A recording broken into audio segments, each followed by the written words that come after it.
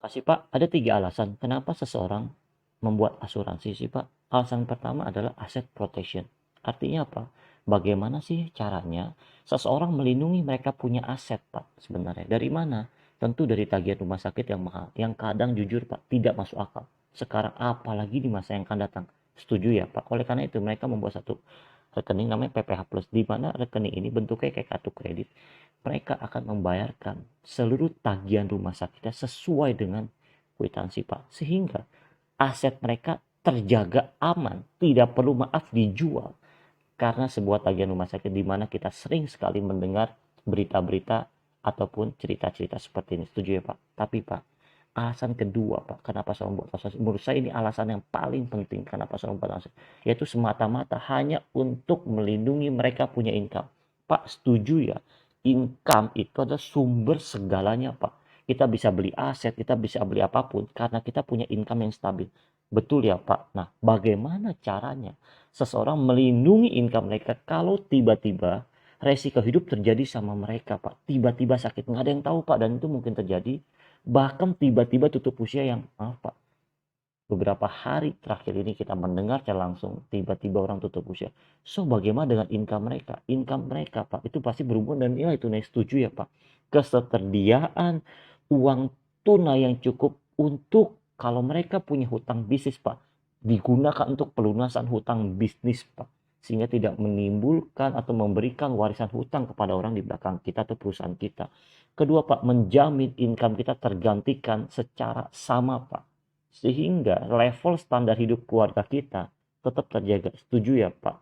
Alasan utama dan paling penting menurut pendapat saya seseorang harus dan membuat asuransi karena income protection yang penting, yaitu ketersediaan uang tunai.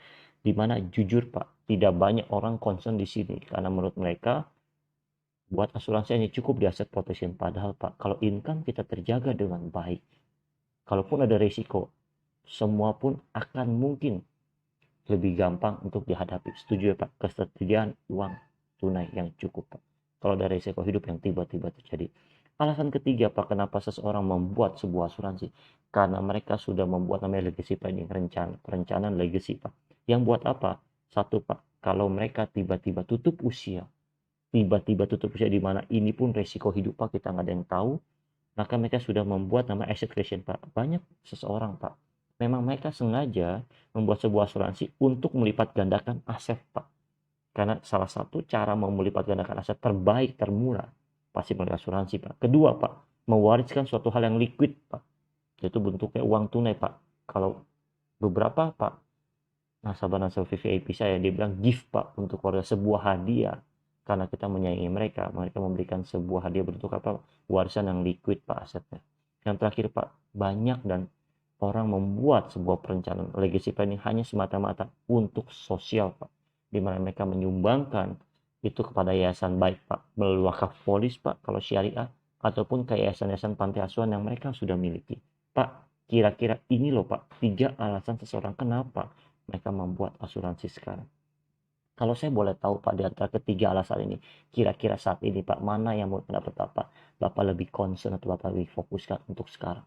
Mungkin bisa kita lebih diskusi lebih lanjut. Terima kasih Pak, ini ada 3 alasan kenapa seseorang membuat sebuah asuransi.